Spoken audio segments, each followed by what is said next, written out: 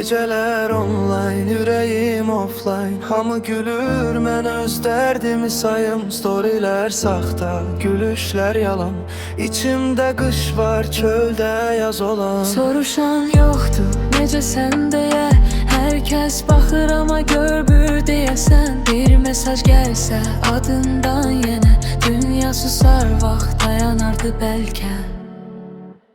Geceler online, səni gözləyirəm bir. Necəsən yaz, mən düzələrəm. Hamı yanımda, amma tək tənhayıq. Sevirik gizli, ağlayırıq, paylaşıq.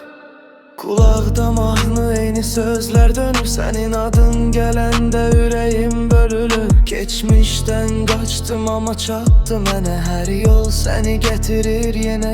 Əgər bir gün qayıtsam xəbərsiz, mən elə burdayam, dəyişməmiş. Ürəyim yorğun amma inad edir. Bəlkə bu sevgi möcüzə gətirir.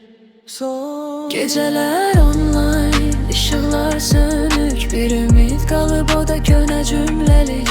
Əgər oxuyursansa bu sətirləri bilir. Bu mahnı səni düşünərək. Geceler online, ışıqlar sönük. Bir ümid qalıb, o da könə cümləlik. Əgər oxuyursansa bu sətirləri bilir. Bu mahnı səni düşünərəkdir.